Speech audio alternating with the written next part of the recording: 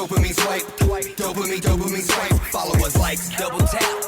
Now they control your life, Dopamine swipe. What's up, everyone? Welcome back to the 817 podcast. Our first episode in a while where it's just going to be EJ and I. Yeah. So maybe that means you turn it off now, or I don't know, maybe that's a good thing. Yeah, and a little bit just for anyone who's maybe new or who've heard this from, maybe you're a guest of Emily or Lou Charles. The 817 podcast, on a regular, we started this with the idea of sharing weekly news stories of what's going on in Fort Worth. But with the pandemic and the mayoral race and just awesome guests, we also added those things as well. Yeah, so we're excited to get back to that this week. How are you feeling after the last week, other than hot and humid? Yeah, hot and humid. Yeah, that's real. But then also, man, I just feel like there's a legit powers at play. Like I know we're going to talk about Betsy, and running for the judge position, Whitley seat. But that's crazy. I just she got a predecessor in, boom, and now I'm moving on to that. That's just crazy to me. So that is just interesting to see how that plays. Yeah, you got to be in the room where it happens. Yeah. What do you want to start with this week? So there was a report by the Fort Worth Education Partnership, a nonprofit that advocates for access to high quality education for all students. So they sat down with City Council and talked about the data that shows the stark disparities in education outcomes. I mean, for instance, in District 7, which covers far northwestern Fort Worth, only 31% of students are economically disadvantaged. And it was basically showcasing the difference in reports from like an A to an F. And so 71% of the schools in that area are rated an A or a B. Now, the opposite situation here, District 8, which primarily covers southern eastern Fort Worth, 90% of students are economic disadvantaged, and only 6% of schools in that district are rated A or B, and 63% are rated D or F. It also showed that there is a dozen school districts and 12 public charter networks in Fort Worth city limits. And so only half of the public school students in Fort Worth actually go to Fort Worth School District, which I thought was interesting as well. What is your take on the story? Yeah, with that last piece, I wonder what the intent and impact of not just like overlapping city council districts with school board districts is. I don't know where that comes from, but that could be an interesting thing to look into of like, why doesn't school district 9 overlap with city council district 9? I feel like there could be better collaboration between the two parties there. I think, like you said, this isn't surprising. Like, this is information that we knew on the surface, but it is nice to see numbers put to it. I was just it really frustrated me seeing Mayor Price's quote of, like, we've known for some time that Fort Worth kids are in trouble. You've been mayor for 10 years. You act like you have had this major impact on education. And in your last week, you're just sort of saying, peace out. Yeah, Fort Worth kids are in trouble. I didn't actually do anything to help them, even though I acted like I did the whole time.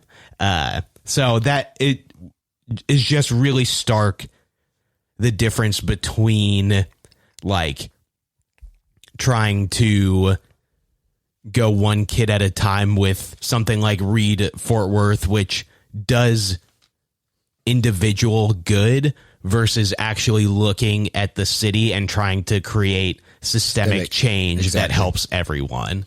Yeah, once you make it about systems, then you're being a liberal. So you can't, let's just tell the good story and then raise a lot of money from rich Fort Worth. Two here, I mean, District 5, Gina Bivens district, 87% of students are economically disadvantaged, and 82% of the schools are a D or an F. That's crazy. That's just high. But yeah, and then also looking like, Read Fort Worth, which, we definitely need to systemically figure out how to solve the reading problem. But 100% of their goal is 100% of third graders reading on a grade level by 2025. In 2019, it's 33% of third graders in Fort Worth school districts are reading at a grade level at grade level, according to TEA records. You're not going to get to 100% going one kid at a time. Yeah. Like that's not that's not feasible. It's not sustainable. It's going to take forever. Yeah. I do think like Chris Nettles got a little feature at the end of the article, and being someone who just defeated like a 5-time incumbent, he's walking into a lot of issues in District 8. Like schools are one of them, food desert. He's got a lot transit. Transit. He's got a lot to try and tackle right up front. And so I'm interested to see what his priorities are as we hit summertime. Who knows how well like Fort Worth summer programs are going to work. We're trying to overcome learning loss from the past year and a half. I think he's someone who is really going to be shoved into the spotlight right at the start with what are you going to tackle first? How are you going to tackle it? And education is one of those big things. Yeah, I think, with my job, like in what I do, I've been into over 500, if not 1,000 schools in the last 10 years. And honestly, I've been in the hardest schools. I've been in schools where they're serving, cucumber water at the front. Like I've been in so many different schools. And honestly, the majority of them are relatively the same. Like what makes it different is once there's a majority population, it's the white flight, right? It's the white flight, right? Even in District 8, right? Nolan Catholic's right across the street for a reason, right? Yeah. So it's just like, and I think that is like, I can't express one of the most, I think, most abiding citizen thing you can do as a person, a white person, a white collared person is like, send your kid to your local public school or go to public school. As good families are what can change school districts. But when we run away and we all collect in the same one, it then that's where the segregation happens. It's like everyone says they want the best, then everyone, rather than saying, no, we can make this the best. And I think changing that behavior, I think, because it goes so much way. Like if you're a white collared family who has good culture, let's say you eat together, you walk around your neighborhood, you do, you eat healthy foods, you have books in your house, like those kind of things.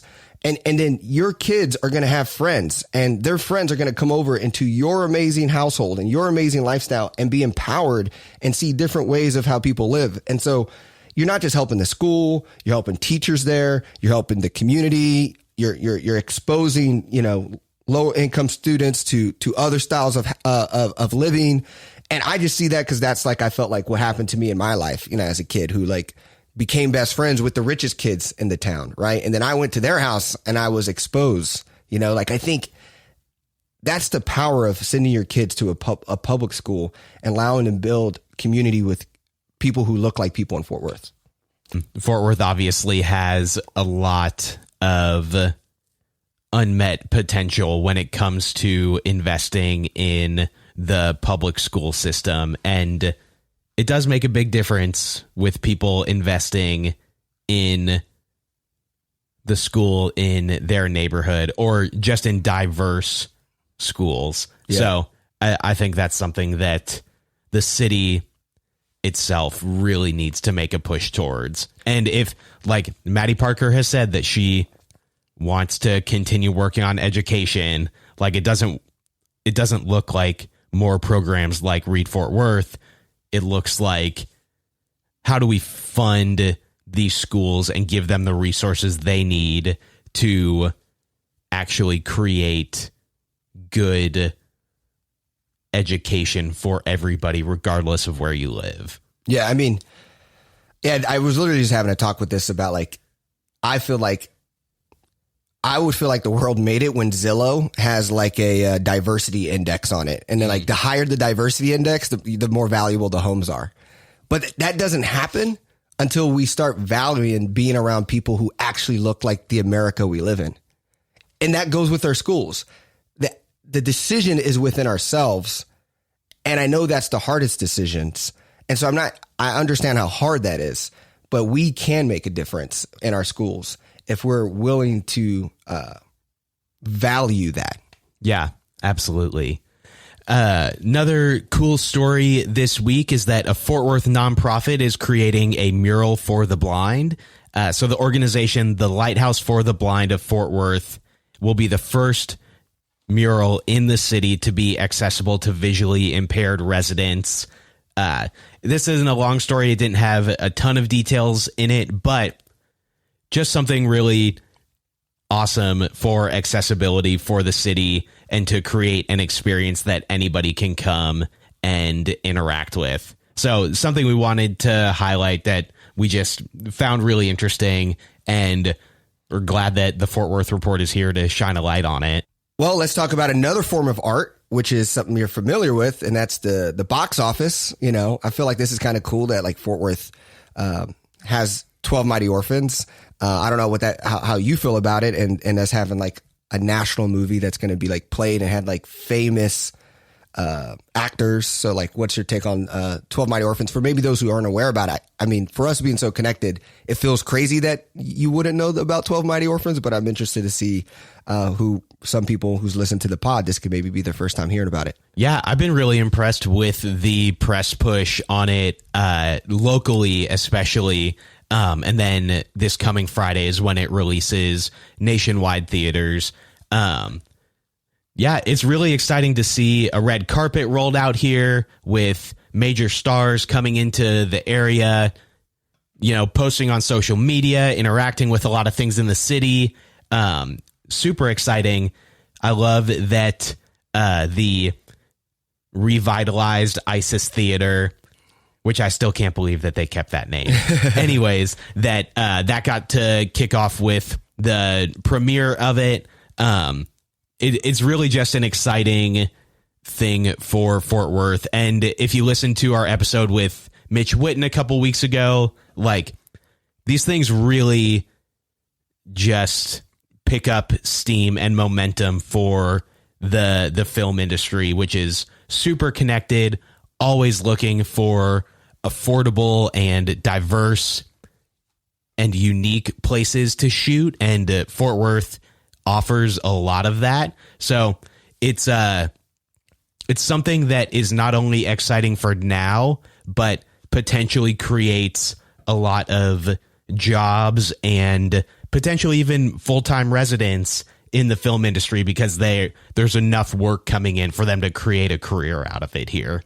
Yeah, so I think it'd be good for you to kind of give a breakdown what the movie's about, like 12 Mighty Orphans. What's the historic, I guess, reference to Fort Worth? Yeah, so are you guys doing something? Or? So this past Friday, it came out at some Texas theaters. It hit the Modern and I think the Movie Tavern, and then this coming Friday the 18th is when it can go to nationwide theaters.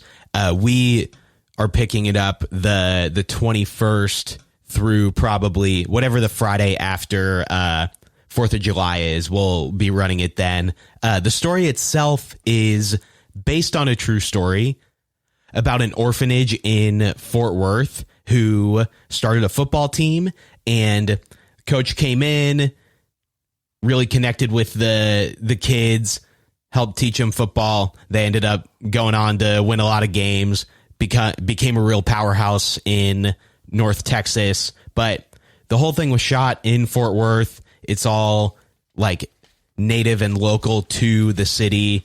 Really just a cool opportunity to see a historic story from the city get projected nationally.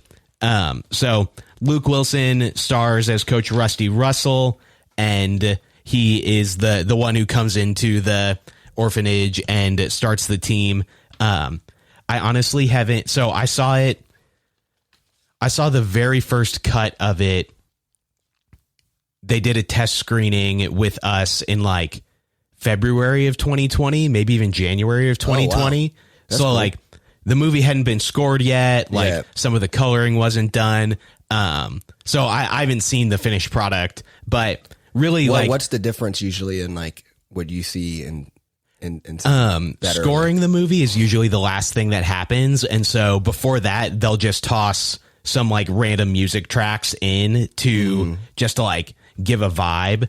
But it's not actually what is going to be in the movie. And then same with like after rounds of viewings and edits, like some colorings might change. You might that's cool. Switch around some scenes. That's where like deleted scenes come into play.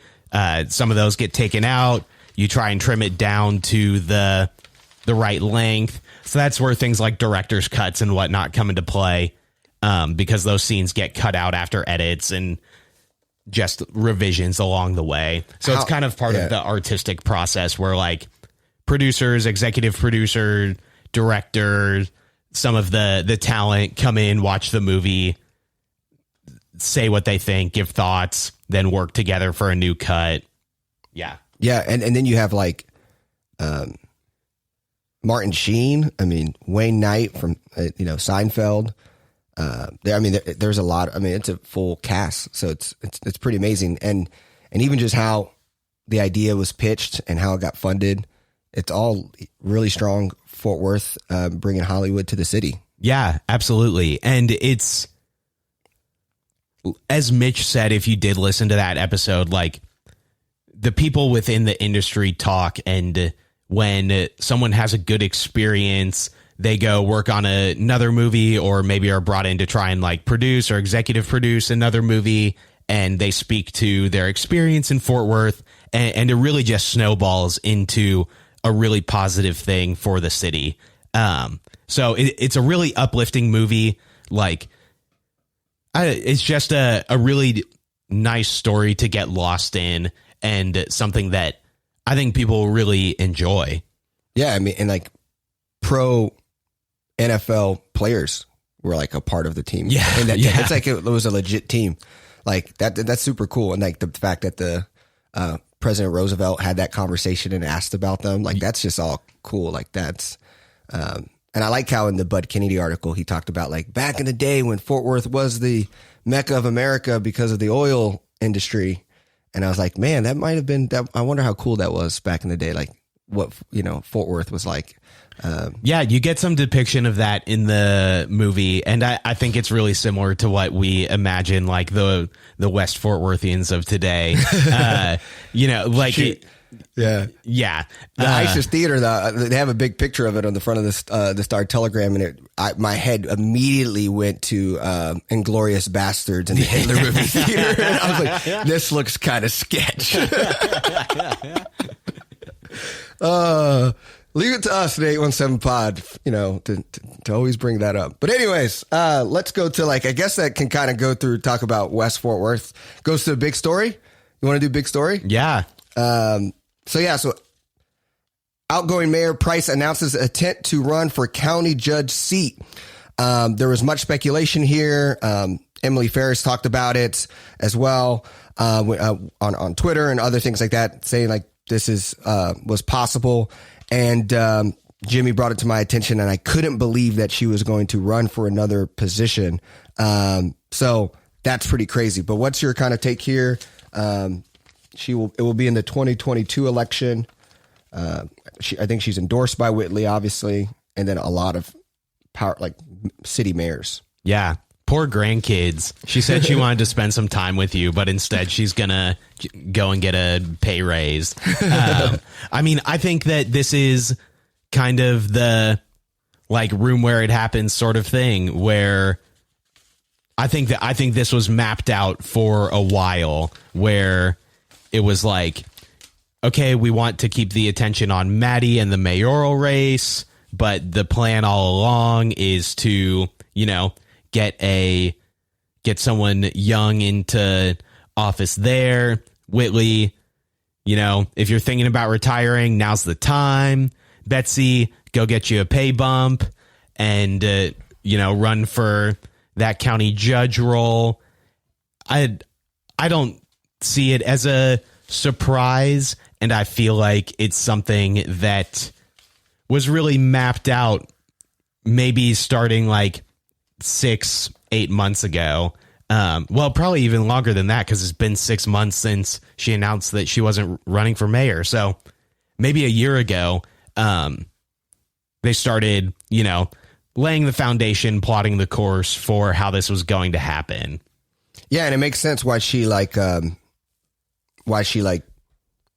guess conservatized her brand on like the media. Yeah, you noticed on Tuesday that her Twitter profile pic changed from like her in front of the city to her wearing a cowboy hat in the country. Yeah, looking like the mayor of Hico, Texas, right? Like it's like looked like, yeah, it was crazy. I mean, for those of you who you're right, so she was the city mayor, but now that she's running for a Tarrant County position, she really conservatized her look and style, because that's going to be, the county is more conservative than the city, obviously. And she's going against Tim O'Hare, who's the former chair of the county Republican Party. And he announced he's running for the county judge seat. And he has a lot of endorsements from the GOP chair Rick Barnes, and then your boy Sheriff Bill Wayborn, and 5 state representatives, also including Beth Van Dyne. So that's, super conservative, I guess, competition. So of the 2 who are currently running, praise all of them. Hopefully Betsy Price wins. Yeah. I don't see a world in which Betsy loses. One, definitely not in the primary. Yeah. I think she's going to run this guy out of the water, and who knows who the Democratic Party is going to try and throw up against her. But I don't see a world in which she isn't winning that seat. And it's good strategy by the Texas GOP, local GOP, whoever is helping to chart this course and pull these strings. They know that they're losing the grip on Tarrant County in major elections. And so we're going to put somebody out there who has been elected a ton of times, who has tried to run this like centrist role, who people are familiar with, and even more conservative Democrats might vote for. So I think it's a really good move by whoever is playing strategy in this realm, because I don't think that she loses. This guy were to somehow beat Betsy in a primary, that is a loss for the GOP, because he is the type of guy that people would rally against. And Betsy's just not really that. Yeah, I just think it's crazy how politicians do it. Like how fast they move from like, I need to act and look like this, to, oh wait, I just was the mayor of one of the largest cities. You think that would make me a little bit, maybe more centered. Nope, I'm going to now run for a conservative position and actually show you a new version of me out there. Like her whole Twitter account, if you have time, it's just crazy. I was blown away, because for me, someone who's bullish on Fort Worth, how can I tell people this is the future? And then like, that's the Twitter profile picture of our mayor. I mean, we've articulated a lot about how when you hold the microscope up to the last like half decade of Fort Worth, there's just a lot of facade that falls through. But I think it's I think it's a good move for the Texas GOP. I think it's a really interesting move for Price. And like Emily said, like, what are you doing? Like, retire. I don't have ambition of like public office, and so I can't relate to this at all. But if you're telling me that at 72, I'm going to be running for going through a campaign, and 2, going through a campaign to work 100 hours a week, like, that's crazy to me. No amount of money is worth that to me. So I just find it really interesting that you wouldn't say, hey, yeah, like I've had my time. Yeah. I'm going to enjoy my family. I'm going to travel, whatever. Yeah. I think, so the general election for Tarrant County judge will be held November 8th, 2022, with a primary to be held on March 1st, 2022. Which an interesting piece to that is this is our cycle where we don't have a Senate election. Yeah. And so even though it is an on cycle election, it's not going to be as amped up as it will be in 24 when either Cruz is running for re-election. I guess we will have governor, so that should that should bring some sway to it. But I don't. It'll be interesting to see what the turnout is when we don't have a Senate seat on the line. So maybe governor is enough to fire people up, and Abbott is certainly stoking a lot of flames right now. But I don't know. Could it be the opportunity for a Democrat to win this position for Tarrant County? I just don't know who it would be. Yeah, because if let's say Beto put his hat in the ring, like for governor, for governor, like does Democrats then set up? I think they even said something like Deborah Peoples, like something like. I saw somebody say that, and I'm just like, same thing with Betsy, like. Come on, take your time. Like, why do you want to do this to yourself again? But I even like, I don't know what the qualifications is to be a judge. Like, I didn't know. It's not, the term judge, I would say, functions in the same term as like the book Judges in the Bible. Like these people don't have law degrees. It's, maybe we could call it commissioner or ruler, or judge is more of a symbolic term than it is actual, like sitting on a bench with a gavel ruling on court cases. So it's not law degree qualification, it's more so political qualification. Because I think that would, I mean, you're right though, Betsy's likable, an icon in Fort Worth history. So it would be very hard for anyone to, like, even if you had a hot ticket governor, Democratic governor, she probably still wins. Yeah. And I think enough people in Fort Worth probably don't vote down ballot. Yeah. Which we saw this past election with Biden carrying the county, but Cornyn beating MJ. Type of thing. So I think there's enough split ticket in Fort Worth that it would take a substantial turnout of Democrats for the governor race to swing something like this. Yeah. Cool. I guess we can head to our wins and losses. Yeah, let's do it. Awesome. You want to go with your losses first? Yeah. My loss is like, it's a loss win, I'll say. And that's that there's a proposal to add a high-speed bus down the Lancaster corridor into downtown that could potentially run all the way to Arlington. If you've listened to us, you know that we're big advocates of public transportation, and so this should be like a yippee, hooray. But this is a proposal that, if everything runs smoothly, would hopefully be approved by December, and then 3 years from then potentially see its first rider. So we're talking early 2025 for even the potential of Fort Worth to have a better transit system. We just elected a mayor who has said that she doesn't want to make any large moves in the transportation space. So I don't know if this is something that really even has a huge chance with this city council. And it really is just a portrayal of how far behind we are as far as providing transportation and access to people in the city that need it. I mean, this is something I would use all the time. We're a one-car family. You are a one-car family. This would be incredible. I would love this. Running every 15 minutes with its own dedicated lane, just straight up and down Lancaster into downtown. Easy connection there to the Dash or some of the other busing and the zip zones that run around downtown, or even just get more local people walking around the downtown area. It just, reading it left me very pessimistic about where Fort Worth is with public transit and how far we have to go to have something that is feasible for people. Yeah. No, I think, this would be awesome. I mean, one, it's cool to see a lot of East Side stories this week in the Star Telegram.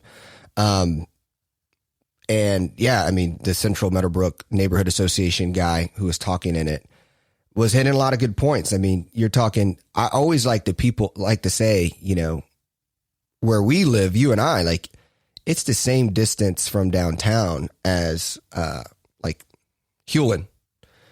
Like from like exits on the highway from 30. Coming from both sides.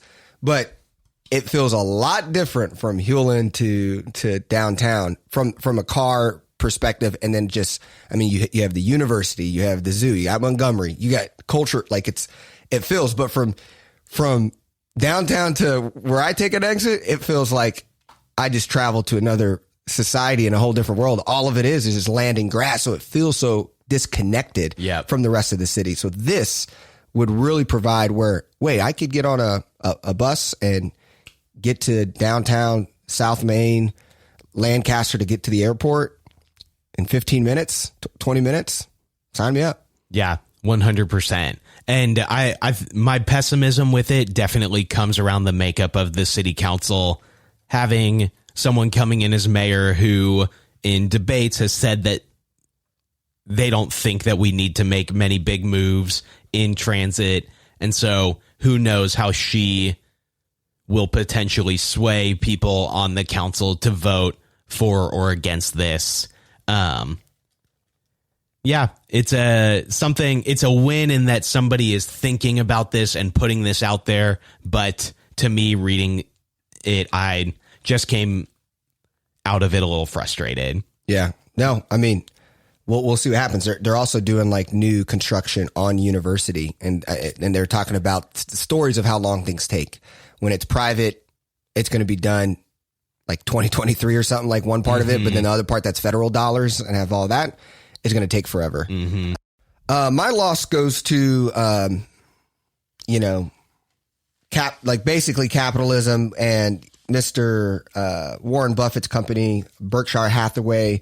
If you remember back when all this was happening, the executives from Berkshire Hathaway introduced an $8.3 billion plan to build 10 natural gas plants that could provide emergency power to Texas. And we weren't having it. I don't know why, but we weren't having it. But what's crazy is Buffett's firm is now in the conversation now for a different company, the Mid-American Energy Services, which is one of Berkshire Hathaway's subsidiary companies, is facing a class action lawsuit against dozens of complaints filed with state regulators due to its attempt to charge Texas businesses, churches, and nonprofits for massive fees incurred during the storm. This includes customers who signed up for fixed rate electricity plans. So they're really trying to save their behind by trying to exploit, these big organizations. And some of the organizations that are being impacted is Tarrant Area Food Bank, which is an amazing nonprofit in Tarrant.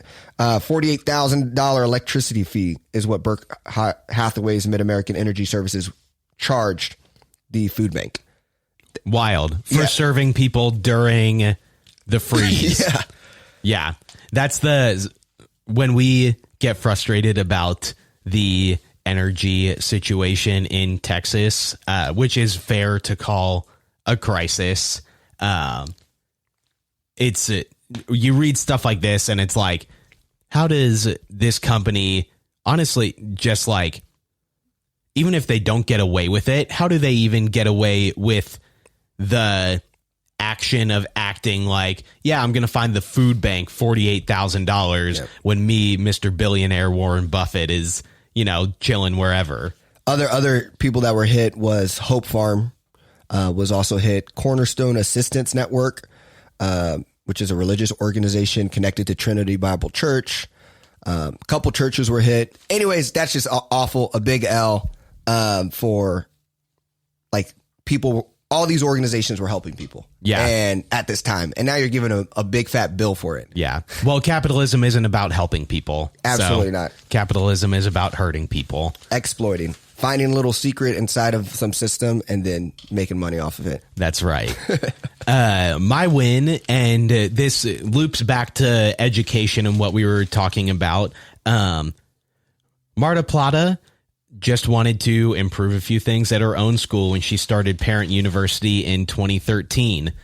She originated the program at Manuel Jara Elementary School, where she was principal at the time, and she noticed that the school's academic outcomes were lagging, attendance and discipline were a problem. The program she founded essentially brought parents into the fold after school and helped teach them how to engage their kids and how to continue helping in educating their kids after hours, making sure they're at school, making sure that they're engaging with information.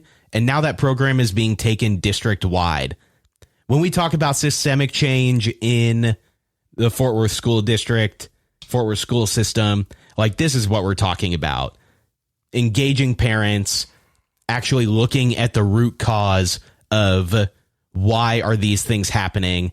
And the result was that they found that parents wanted to be involved, but they were either nervous to, didn't know how. But giving them the opportunity, welcoming them in, the size of the classes kept growing and growing. And now 8 years later, it's something that's being taken district wide. So that's awesome. Huge shout out to this principal for going above and beyond and now getting to share this program with the entire district. And I hope it's something that's really successful. Yeah. And I mean, one of the biggest things that I always hear from schools, the hardest part is family engagement. How do I get families involved? And one of the positives that came from the pandemic is virtual events. And what people have seen is that virtual parent engagement events actually worked out a lot easier for busy parents. And I know a lot of schools who are keeping that. So I'm really interested. I know that story didn't talk about how it handled the pandemic, but I bet they also probably saw some value on reaching people in an agile manner, not just having a physical location, but having probably Zoom on and other ways for parents to get involved. So, yeah, I love that. Yeah. And the program evolved into classes also on personal finance, tech literacy, other skills available in English and Spanish. Like, I might need to go to one of those finance. This is what, this is what we need to engage the parents of school children. This is what gets third grade literacy up to 100%. Programs like this that look at root causes and try to create action around those. Yeah. And this goes back to, my rant earlier about education is, my mom, first generation college student, I had one of the best moms on the planet. Loving, supportive, fed me with empathy, was one of the all-star mom. But what my mom didn't talk to me about, we never talked about retirement. We never talked about voting. I'm so passionate about this education thing and why we need to start craving diversity. And we need to stop as citizens to just see, what can I take from things? What can I get from everything rather than what can you do? Because, I truly feel, who my wife is today, we're high school sweethearts. But when I went to her house and her dad was reading books, they were, I had my first salad, over her house. We drove from small town Texas to the Metroplex, 2.5 hours. And the first place we stopped was a Half Price Books. And I remember making fun of them. I'm like, we just drove 2.5 hours to see old books. And, so someone who's now who reads the paper, I truly see the impact of when people can expose parents who do care, but they maybe just were untaught or unaware of how valuable information is or how valuable it's to know how systems work rather than avoid them. So I resonate with stuff like this. This is also how you engage those parents and get them to vote or get them involved in civil local politics. It just snowballs, like you said, into example after example of seeing people impacted by having parents that are really involved in their kids' lives. Yeah. Well, my win, I got 2 wins. We got a little time for the 2 wins. And they're both kind of relevant. In the last one, you're going to be surprised who's getting a win. So the first one is 3 Tarrant County Democrats are among a group of state lawmakers meeting with Vice President Kamala Harris next week following a walkout that killed a Texas election bill. We talked about Senate Bill 7 and how it's trying to make voting more difficult, banning drive-through, 24-hour, election places where you can vote. And so the office of vice president announced a meeting Thursday afternoon, and some of the people who are going to be there from the Fort Worth, Tarrant County area include Representative Chris Turner of Grand Prairie. We also have Nicole Collier from Fort Worth, Senator Beverly Powell of Burleson going. And I think this is just a win because like Texas state politics are usually not in the news or get national attention. Yeah. For good things. So I think that's super awesome. It's very admirable, the hard work they're doing to fight for our democracy. Yeah. The discourse around SB 7 has been pretty funny too. Republicans are obviously trying to spin something positively out of it. And so the discourse has been like, oh, well, actually, there were a lot of typos in this that would have affected people. There were a lot of like poorly written things that would have caused problems, but I don't see them thanking the Democrats for walking out so that they can fix those issues now. Yeah. But it is exciting that, I mean, the immediate call to action was like House, Senate, we need the For the People Act, we need voting rights bills, and like we haven't necessarily seen a ton of progress nationally on that yet, or specific progress. And so it is really cool to see the vice president welcoming these people in to have that conversation. And hopefully, I mean, Joe Manchin is kind of the thorn in this right now. But just to have that conversation and hopefully get to push somebody like him to make something happen that would protect Texas voters before something like SB 7 can come back and be put into place. Yeah, no, I agree. And so I know it's going to be a sit down to urge Congress to pass the For the People Act, which will make their lives and this easier and Texas's lives easier to vote and to support our democracy. So here's where I turn it. This is where it's come. This win, I actually was really fired up for this win because even though and this is why I feel like we have a good pod, and yes, we're probably a little biased on a lot of things, but me and Jimmy are capitalists. We both run businesses. So even though we like to poo-poo on things, we also understand. So like, let's be clear here. So I'm going to give a win for some capitalistic things from people I usually do not support. But Governor Abbott did a cryptocurrency win, voted a bill for Texas banking to open up crypto businesses, which I just think is cool from like an innovative perspective. I think being on the front end, and this is what I told Visit Fort Worth when I basically sabotaged their meeting and gave my opinions on what I would do to market the city, is I think we have to find creative ways to see these innovative trends, like semiconductors, which all went to Arizona and Phoenix with the partnership with the Taiwan Semiconductors, like Bitcoin, like this non-fungible token movement. How do we do things that can draw and say, oh, wow, Fort Worth is doing that? How can Fort Worth be the crypto city in Texas who's the most friendliest? But I say it's a win because it's just, the Texas Department of Banking sent out an industry notice Thursday to let state chartered banks have the authority to provide custody or safekeeping services for virtual currencies. So Texas is making that kind of move. And so I'll give a win there. And the other person, speaking of semiconductors, the Senate is set to pass a massive bipartisan tech and manufacturing bill that takes on China. And Cornyn was in there saying I was about it. I was like, hey, he even though he's a conservative, he voiced support for the bill and how we need to step it up. So basically, his bipartisan Chips for American Act has since been folded into the broader bill and would appropriate about $50 billion to boost U.S. semiconductor manufacturing. So I'll give wins where I see them and won't always be the grumpy guy on the pod. We didn't talk about Greg Abbott saying that he's going to build a wall in Texas this week. Yeah, what a loser. Yeah, that is true. There you go. He did that as well.